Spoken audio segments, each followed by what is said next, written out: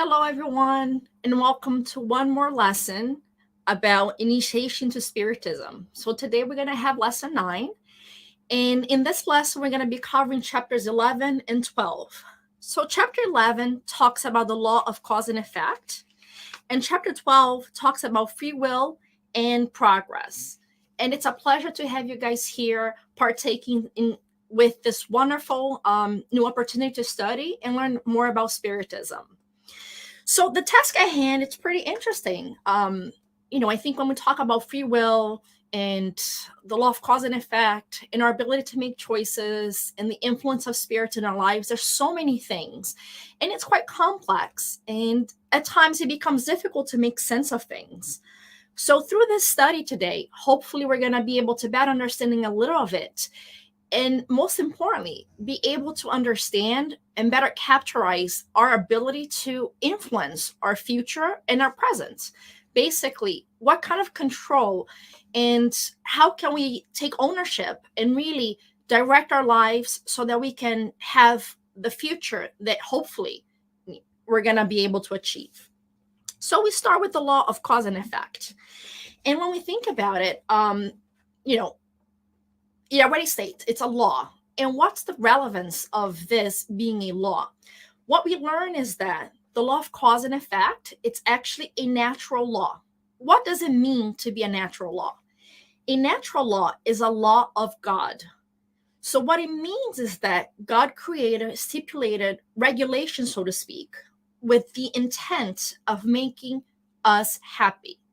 Through these laws, and there's several of them, physical laws, moral laws, they're all been established and created by God so that they can basically create the way, the force, the energy to guide us towards a certain outcome. And these laws, and specifically the law of cause and effect, it helps to teach us and show us what we should and what we shouldn't do. And it's important that we think of the word should, because as we're going to talk more later about free will, we're going to have the ability, and we'll discuss that later, of choosing, but there are things that are to our benefit and things that are not.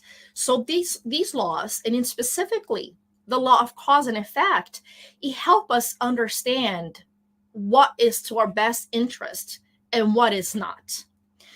So one simple example, when we think of these laws, before we go into the example, when we think of these laws, why are they also created? Why are they here established? And the reason is God, he's not intending to punish us or to, micromanage our actions and our behaviors. The goal of these laws is so that we can develop our potentials and become evolved spirits. So these regulations, they come to target our actions and allow us to understand as we behave in a certain way, which behaviors are good and which behaviors are not. So what it does is it brings into action these consequences so that we can understand, all right, this is not good for me because it brought something negative. This is good for me because it brought something positive. So a simple example is God is not going to be watching over us every time we're eating. And we need to learn, when have I eaten too much or when have I not? So one simple example is we start eating and eating and eating. And eventually, if we don't stop, we start getting nauseated. Our stomach gets bloated. We have stomach cramps. And that tells us, I should stop. I ate too much. So that's a natural law that comes by the way our bodies function, that gives us that alert signal. I ate too much. Pain is another one. If we're doing something and it starts hurting and hurting and hurting more, it's a sign something is not going well. Something is wrong. So pain is a huge predictable and also a beneficiary tool, especially for our physical well-being. When there's pain, it's an indicator that something is not going well. It gives us that chance to kind of look into what's happening. Do I need a change in behavior? Do I need a change in lifestyle? Do I need to follow up with the doctor? So these things are means by which the divine laws, these laws created by God, they come in to help us understand how to navigate everyday decisions as we evolve and become more perfect. So, how does the law of cause and effect work? It's pretty straightforward. So, every action has a consequence, every fact has a cause. So, essentially, if I do something and that something is positive, the consequences are going to be positive. If I do something and it's negative, the consequences are going to be negative. So it teaches us to understand that link so that we can better assess how we want to behave, in what activities and actions we want to engage in. Because sometimes things may seem like a good idea. They may seem like something fun. But when we look at consequences, when we look what comes out of the things we did or said, that's when we can determine if something is positive or not. So how soon does this teaching come about? And it really depends on the level of the activity. Sometimes the law of cause and effect is immediate. I ate too much, I get a stomach ache. Sometimes we don't really see its effects until we are actually in the spiritual world, and our understanding of life and our understanding of our eternal abilities as beings become more expanded. And we're no longer compounded by the limitations of incarnate life. And we have that expanded view of everything. And we come to realize that our actions were actually not positive and they had negative results. And at times, those consequences, we're going to be dealing with them not in the now, not only in the spiritual world, but also the next life. And this is, a show of how wonderfully good and understanding and loving God is, because he gives us opportunities. He gives us time to basically correct or amend our mistakes. And he doesn't make us deal with everything right there and then. So the law of cause and effect can kind of be spread through the length of time, because the goal is not punishment, but amendment, correction, and sometimes atonement. So the level of the consequences, they're going to be comparable to the level of our actions. If I did something small, the consequences are going to be small. If I did something of a huge effect, the consequences are going to be of a huge effect. It's sort of like if you injured one person, you only have to apologize to one person. If you injure 100 person, then you have to apologize to 100 people. So the equivalency is proportional to the actions. And so is intensity. If whatever it is that I did is of a small amount, the consequence is going to be of a small amount. And, if it's of a large amount, the consequences are going to be of a large amount. So it also comes to show the justice within God's law. And once again, his loving nature, he doesn't multiply. He doesn't add on, taxes and other things. He just wants us to balance things out. So essentially, the law of cause and effect comes as a call of responsibility for me to give back to life what I have taken from life, to give back to existence what I have taken from existence. And the same way, to get a reward, to get a learning, to get an improvement when I have given into life. So it's not all negative and it's not all positive. It's a balance based on how we basically choose to live our lives. So the law of cause and effect, it comes really as an instrument of betterment. And the recommended way to deal with this law is, if we're facing a consequence, if we're facing something that has come from a negative behavior, from a negative choice, two ways are recommended for us to work as a way to achieve the inner transformation. One is to try to apply a concept of resignation, understanding that if things are happening, basically I'm reaping what I sowed. So it's a way of me to understand that I'm just correcting, I'm cleaning up my acts, I'm making amends. And he helps us to grow and work on those emotions or whatever the triggers were for those prior behaviors. But also, it tells us to always work and have an action towards good.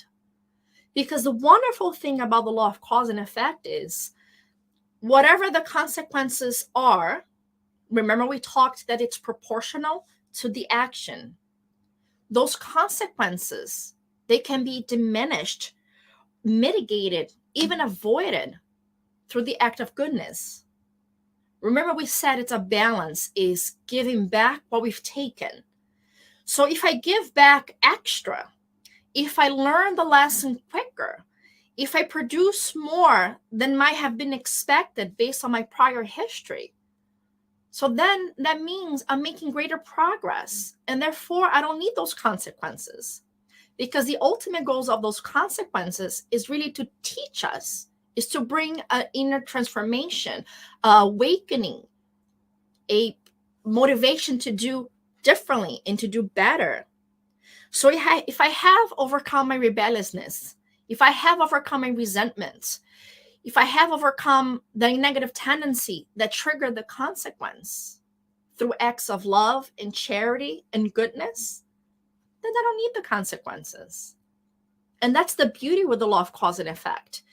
Even though it's directly linked to our actions of the past, our actions of the present and our actions of the future can influence how the law of cause and effect evolves and is applied to our existence. So it's really a learning experience. That's the ultimate objective, for us to learn something, and not necessarily for punishment or for a means of making us pay. So when we're studying that first, this chapter in the beginning, and he talks about punishment, there is no punishment within the laws of God. What there is an opportunity for us to correct mistakes and learn from mistakes. And if we learn from the mistake, we don't need to deal with those consequences because we've made amendments by love and charity. So that's the central idea of this first chapter. And the reason why we're doing chapter 11 and 12 together for this lesson, which is lesson number 9. And I hope if you guys missed all the other lessons, they're all available on YouTube. You can go to the Federation's website and find them. I hope you share them with your friends. They're very educational. They're very insightful. And they're very simple lessons. So it's easy for us to kind of grasp the concept little by little and kind of build upon each lesson. So it's pretty interesting. And it's very, it's a very easy way of understanding the functionings of life through the lenses of Spiritism. So, the law of cause and effect has a direct impact on our understanding of free will, which is the next chapter. We're going to talk about free will and progress. So free will, generally speaking, is the power to choose. It's the power of free determination that human beings have. So I have the freedom to think, to judge, to act. However, if we think I have free will, so then why certain things happen that I cannot stop? And those things that we cannot stop, it falls under the law of determinism. So determinism basically says that ultimately everything is determined by exterior factors that happens to us that we have no control over. Therefore, we're not ultimately responsible for it, because things are happening outside of our control and we have no influence over them. So what does Spiritism say? What does it teach us? And essentially, what we learn through the study of Spiritism, which is very good in this book, it gives you lots of introduction. That's the title, Introduction into Spiritism. But if you really want to go further, the Spirit's book, there you go. You can read it now. It's the go-to book. And this is where I did a lot of my research. There's wonderful questions that you can read here, and you can, peruse through the book, or you can go from question 1 to the end of it, but you will find an answer for basically everything, and every curiosity that you might have, you will find an answer here. And this book really helped me to better understand this process. And what we learned is that at creation, when spirits were created, basically we had no free will. Why? Essentially, we were created by God simple and ignorant, meaning we had no experience, we had no understanding. So we were created in that way. Therefore, we weren't predisposed to neither good nor evil. I won't use the word evil, meaning bad behaviors, negative choices. We were, like I said, created simple and ignorant, therefore without knowledge. And without knowledge, and without being able to differentiate between right and wrong, we were not able to be held accountable for those choices. Therefore, in the beginning, primitive spirits, we're a little on our way, but we're no longer primitive.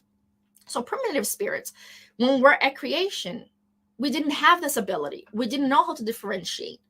Therefore, we didn't have free will, and we couldn't be held accountable because we didn't know how to distinguish good and bad. So in this stage, God, through his laws and his intervention, either directly or through, evolved spirits that were guiding us, what they did was they exposed us to different experiences. They created paths for us to go through life so that we could be exposed and stimulated so that our intellect and our moral development could be triggered. So essentially, we were exposed to certain situations so that we could start to be able to learn what is good and what is bad, what is right and what is wrong. And as we learn these things, we develop our intellect and also our moral abilities. We started to become responsible for some of our actions. So God, he chose situations that were specific to our needs. So if we think about, in the beginning, really was all about instinct, the instinct to reproduce, the instinct to feed, the instinct to sleep. So all these instincts, they started to help us navigate our ability to make choices until we evolve further and we're able to develop our intellect. So this intellect now lets us know what is good and what is bad. And that's the basis of it. So because the successful exercise of our free will requires knowledge and experience, in the beginning, we didn't have lots of free will. But then what we see is that as the spirits evolve and we gain more experience and we develop more knowledge, then we also grow in our ability to choose, and we become more able to make decisions by ourselves.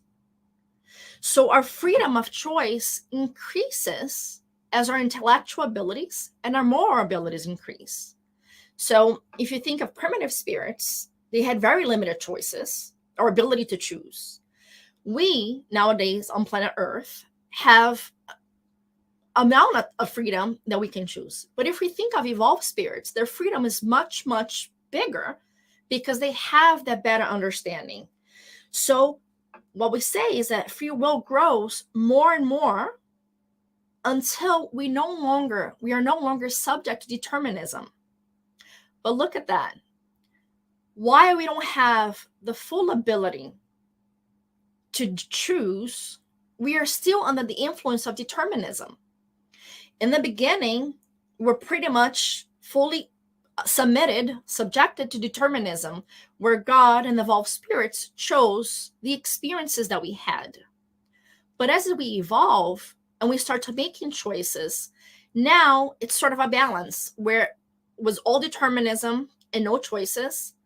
The balance is eventually gonna, continue going until eventually we get to a point where there is no more determinism and we are totally able to be free in our choosing.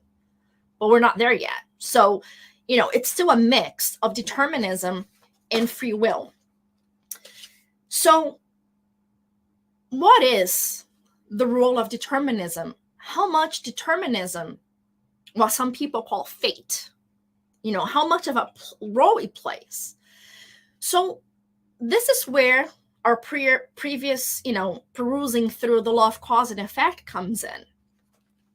When we think of determinism in where a lot of non-spiritists, some philosophers, they have different perspectives of it, and they bring the idea that life is predetermined, we have no control. But when we think of it, even the fact of the predetermination that influences our lives, that predetermination is still influenced by our freedom. How? Through the law of cause and effect. So if you look at it, let's say that this reincarnation, I was, I wasn't a good mom. And I really neglected my kids, or I didn't, honor my home. In my next life, let's say, I am not able to have children biologically. There's nothing that can be done, and it's a determined fact. Biologically, I'm not able to have a child.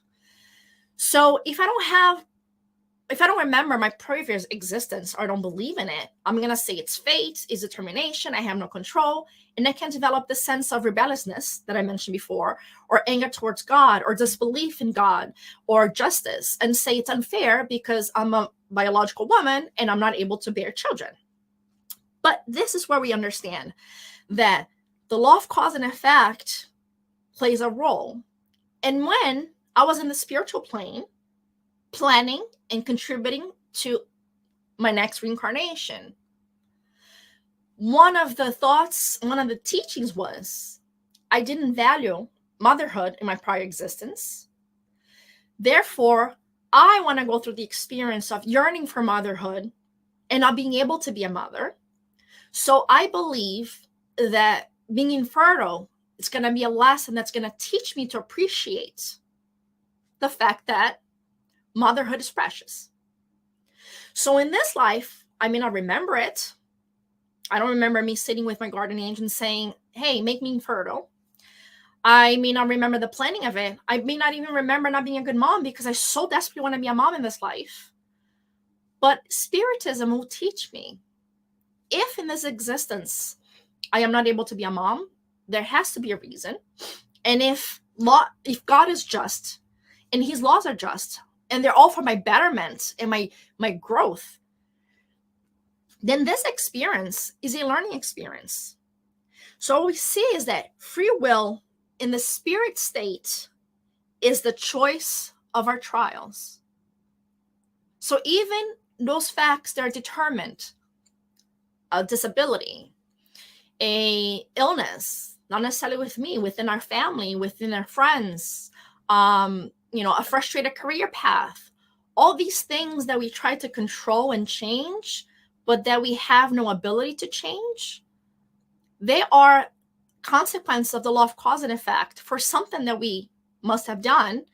And many times they symbolize our choosing in the spiritual plane, knowing that this would be helpful for my growth. This would be helpful for me to become a better spirit. So these experiences, they actually show that we do have much more influence. But the difference is, we studying the Spirit's book and different questions, one of the things the Spirit tells us is that our clarity of thinking, it's much greater when we're in the spiritual world than when we are here in the material world, because we're so limited and so influenced about temporary things. And when we get to the spiritual world, that expansion in thinking and understanding and appreciation for things that have come before, and even remembering past experiences, help us to see things from a different perspective.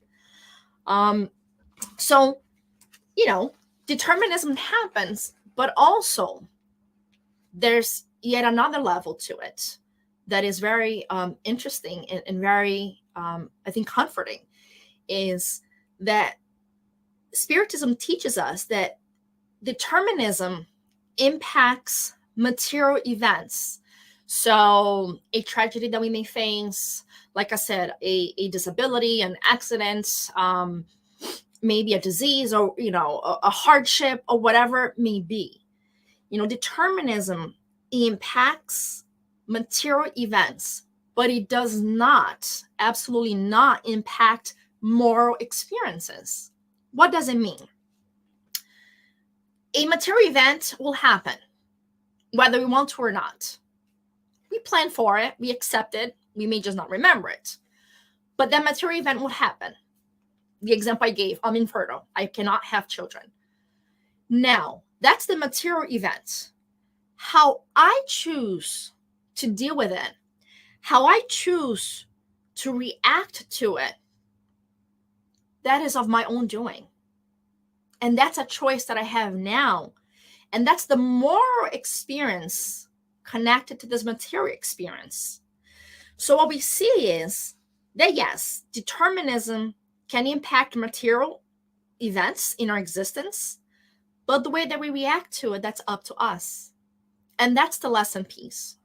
For example, it doesn't mean that I can't be upset or disappointed or even grieve for a period of time. It would be natural for me to grieve that opportunity that I wanted so much that I'm not going to be able to have. However, what I do after I grieved, what I do after I've been upset and even a little rebellious, it's okay for us to go through those feelings. We're human and we're not perfect yet. The thing is, we don't want to stay in that state of mind. This is where the opportunity for growth and amending comes. If those feelings of a negative nature are incited in us, it's because it's a moment for us to know our negative predispositions and make a change. It's a warning that something is not going well, because it's the moral pain. We mentioned before how physical pain is a red light telling us something's wrong. Moral pain, the moral discomfort, is also a red light saying, it's time for us to grow and mature morally. So in this moment, I can choose, for example, to accept and work through these feelings and lead a happy and healthy life, whether I adopt or not, whether I have children in some other manners or not. Or I can become so bitter and angry and ruin relationships and ruin any gesture of happiness and be unable to rejoice for the happiness of other mothers. Those are two very different paths. One that leads into growth and happiness, and the other one that leads into bitterness and resentment, and maybe a furthering of negative experiences. So determinism plays a role which is influenced by our actions and decisions in the spiritual plane. But then the moral aspect of that is really up to us. So what we see is that the more we evolve, the more that we are able to understand God's law by developing our intelligence and our morality, the more we're going to have free will in our lives, the greater our ability to choose and make decisions on our behalf. And it's interesting that, we learn that intelligence and the development of intelligence is really the key factor, because it helps us to understand things and people and situations.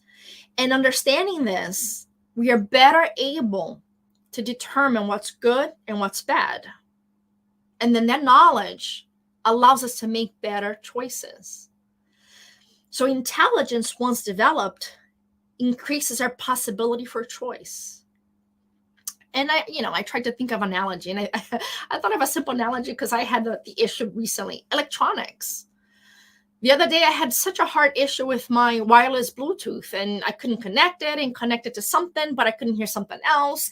And there I am going back and forth like a chicken without a head. And in the end, I had to plug in the one with the cord because I couldn't make it work. So my lack of knowledge, my lack of being able to understand the technology kept me from being able to do what I wanted, to listen and watch what I was trying to watch.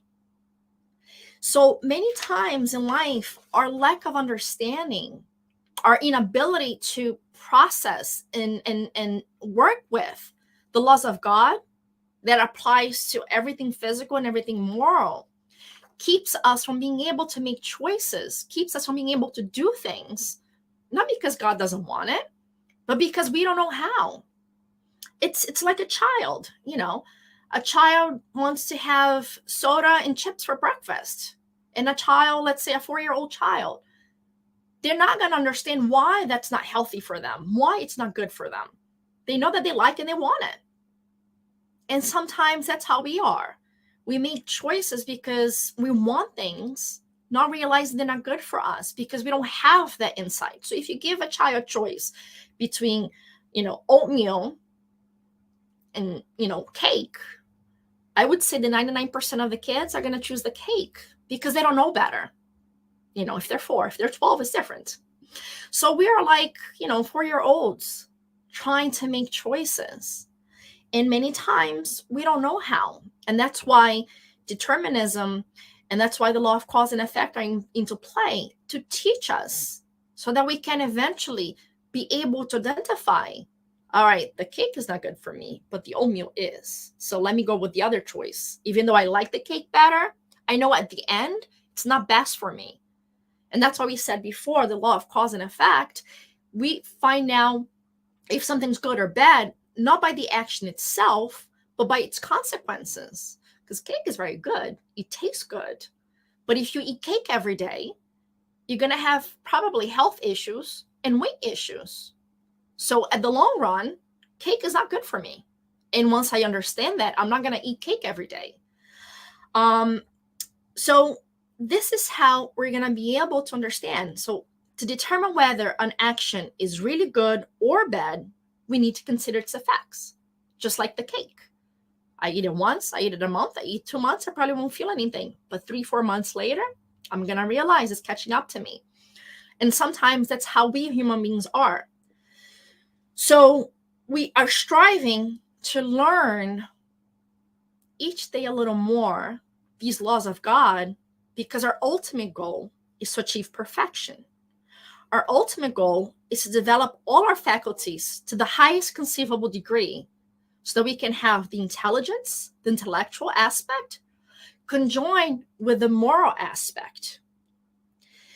And when we do that, we have reached a point, like we said, remember, determinism and free will. We had all the determinism when we were created and very to none free will. Eventually, the balance kind of, equalizes. At one point, there's no more determinism, only free will, because we have achieved this ultimate goal of perfection. And at that point, that was a phrase that I remember now, that he said that's so beautiful, that at that point, we're not going to be subjugated to determinism anymore, because we're going to willingly follow and abide by the laws of God in a cooperative manner, because now we understand. And when we get to a point where we are joining hands with God in its laws and its way of functioning, that's the day I think we have achieved, relative perfection and ultimate happiness in our lives, in our existence. And that's the ultimate goal. And to get there, there's some interesting thoughts for us just to have as we're going to wrap up in just a few minutes. But it's one thing that is interesting to know. The Spirit's book asks the question, is there something in human beings which escapes all constraint and through which they enjoy absolute freedom? So in this whole process, we see the law of cause and effect. We do something, there's a consequence, determinism comes, it makes us face it. Some things we can choose, others we cannot. So is there something where we have absolute freedom? And it says, and this is question 833 of the Spirit's book, it is through thought that they enjoy unlimited freedom. For thought knows no obstacles. Its manifestation may be hindered, but not erased. So it's very interesting for us to think of it, because sometimes and I speak for myself as well, I don't do more harm, not because of lack of will, but because of a lack of opportunity. There's been plenty of times where I may have wished to do something less worthy. I've been tempted to do something not so great, but I didn't have the opportunity. So our inner selves, our thinking, they really show us in life who we really are. So we need to understand the concept of freedom, social freedom, and inner freedom. Social freedom is choosing where to go, what to do, what to eat, who to hang out, what to wear. And those things are important. But really, when we try to like level everything out and kind of, think of what's the primary importance of these teachings for us in this level of evolvement, because I'm not there, with evolved spirits where there's no determinism. So what's the main message, the main relevance for me now as an imperfect being is to seek to achieve inner freedom. And inner freedom can be described as not being ashamed of myself or my actions. It's a state of freedom that we should be seeking to achieve, because many times we think we're free because I can go where I want, pretty much. I can kind of eat whatever I want, pretty much. But a lot of times I'm constrained and enslaved by my passions, by my negative tendencies, by my vices, whether it be, the very well-known alcoholism, drugs, sex. But how about gossip and negativity and ungratefulness? Those are all things that also impact our lives. So many times we are subordinated to these passions, and our ultimate goal of inner freedom is freedom that does not have to tame our desires or our bad inclinations or emotions, but instead ability to free ourselves from those things so that we can be closer to divine will, closer to divine law. Being irritable, being angry, being intolerant, being prejudiced. All those things which we have absolutely control over because it's a part of who we are through our thoughts, and it gets translated into actions or not. But we have total control of our thoughts. So we should really seek to find the inner freedom, which translates into inner transformation, the betterment of ourselves, the growth of who we are. And the best way to do that is seeking freedom with Jesus. That's the choice that we want to make. We see examples and comparative examples. Let's take Hitler versus Gandhi. Gandhi could have been a powerful person who made lots of money and controlled lots of people. Look at Mother Teresa. And for us spiritists, look at Chico Xavier. So it's not that we cannot partake into life. Sometimes we think we have to have this life absent of all the pullings of the world. No. Yes, we can have distractions. We can have entertainment, sports, family, intimacy. But they should all be illuminated by the light of Christ, by being something that is positive and that it adds to our lives. It doesn't take away from.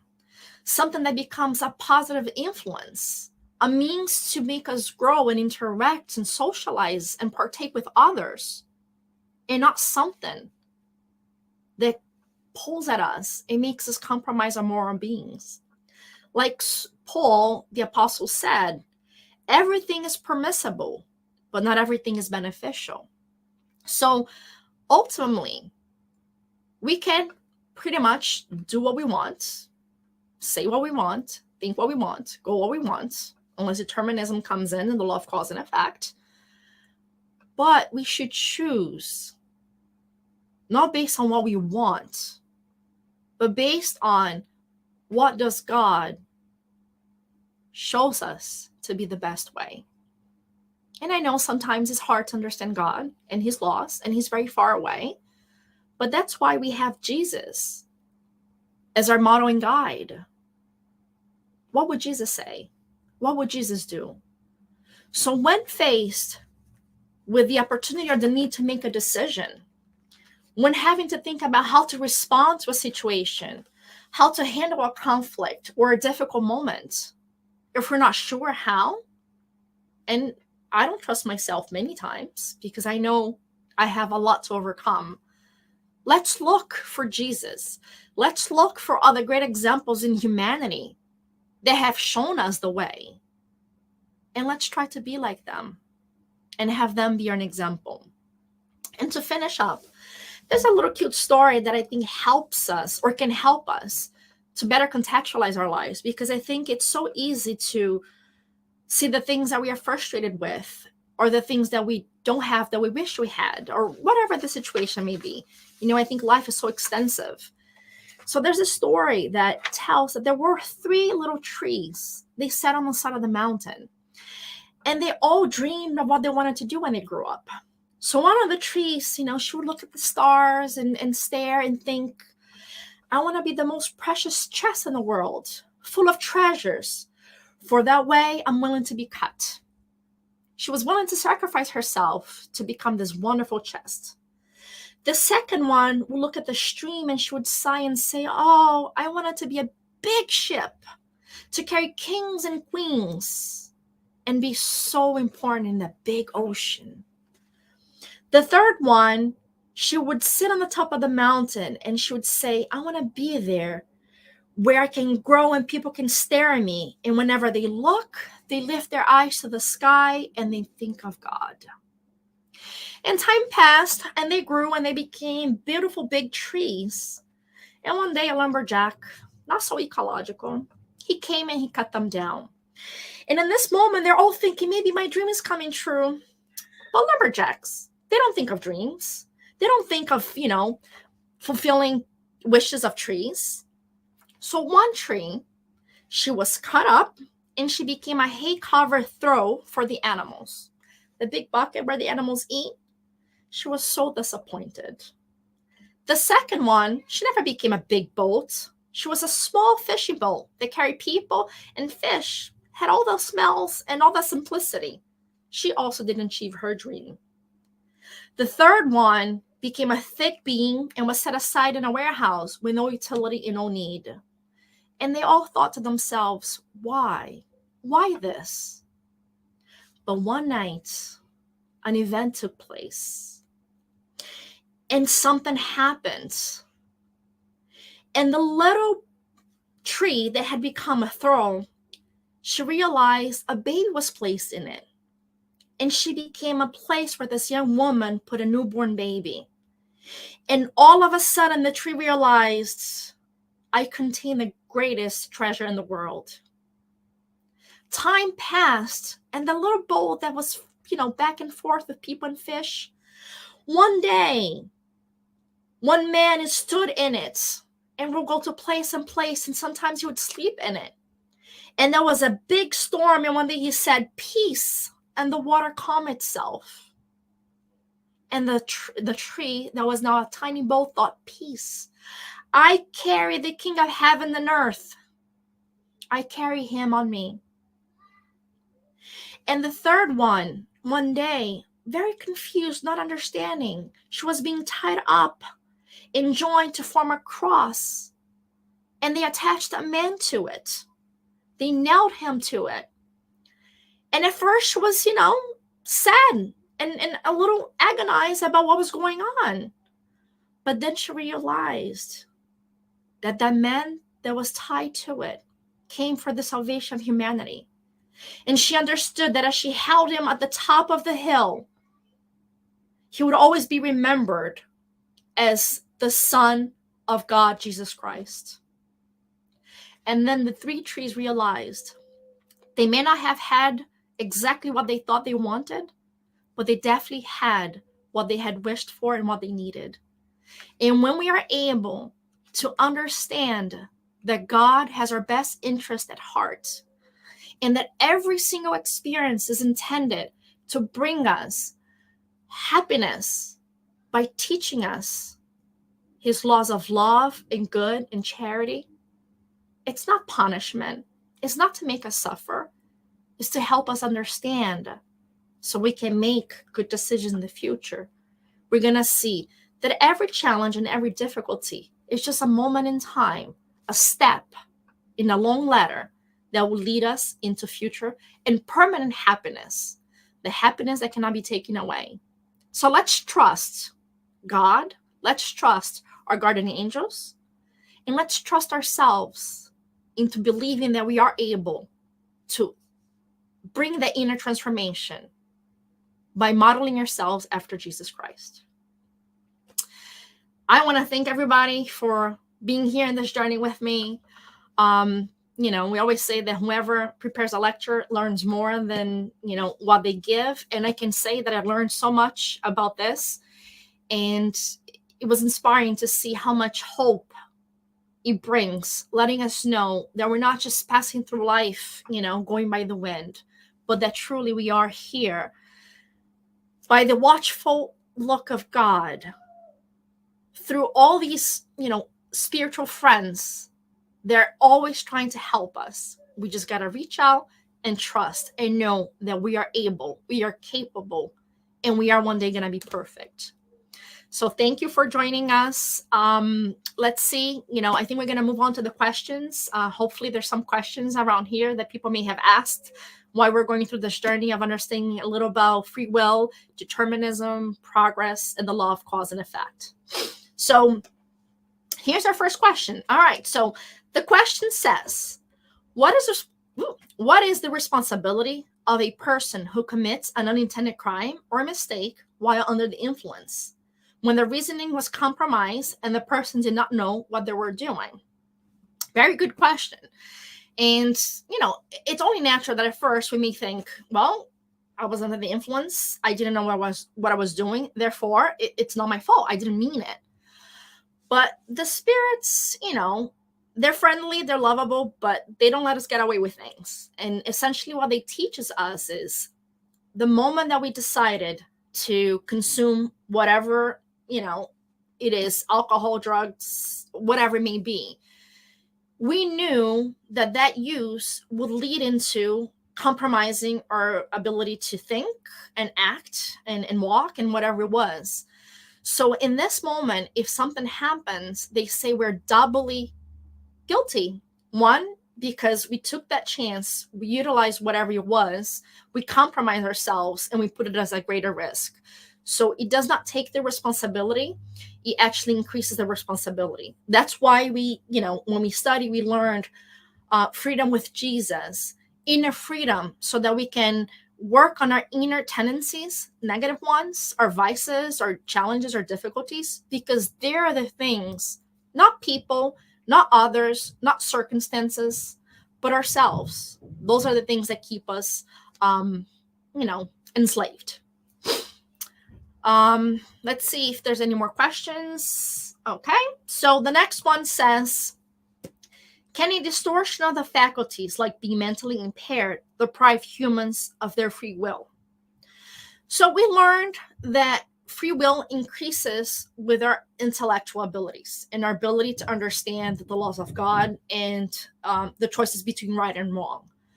So the spirits do teach us that if somebody comes under this condition, like we had said, a disability, they are not able physically to make decisions, and they are not able to choose between right and wrong because they're mentally impaired, they're compromised. So in that sense, they are not ultimately responsible for those actions. However, what they teaches us is that although the body is compromised, the spirit is not. And the spirit is going through this experience, and it's, frustrated, is challenged by wanting to think, being able to think, but not being able to express their thoughts. So they say that this experience where they are really contained in their ability to choose and do as they please or as they would want, is an expiation. It's really a moment to help them to get out of this Similar to the example I gave before about, being fertile, they have lost their ability to think temporarily through an affected body because maybe there was something that they compromised in the past. So by not having the ability to think, they're learning to appreciate, they're learning to utilize. So it is a loss, a temporary loss of freedom, but with the ultimate goal of teaching them how to use it effectively and positively. I think we might have time for one more question. Oh, yes, we do. So, how can individuals be responsible for deeds from past lives and redeem their wrongs if they cannot remember them? Once again, I see that a lot of the questions are coming through looking for this sense of responsibility. We talked about the law of cause and effect and us choosing and how to be responsible for things. And what Spiritism teaches us is right now in a wake state in the material body, I may not remember who I was, what I did, and so forth. But every night when I sleep, my spirit is freed from the influence of the body and regains its capacity to remember. And when it does, it is able to remember past experiences, past deeds. And those thoughts, those remembrances, they will be displayed as an intuition or as a predisposition that we feel, that we sense. So I may not remember that in my past life I did XYZ, but it's a feeling, a sense, it's an inner discomfort or an inner sensation, like a premonition that we have. And those feelings, they sort of tell us, without disclosing the whole story, but basically tell us, all right, there's something in there. Let's not be so critical of God and his laws. Let's see if something is in there, how can I move forward? How can I accept the situation and grow from it? So ultimately, even if we don't have full remembrance, all our actions are ultimately our responsibility.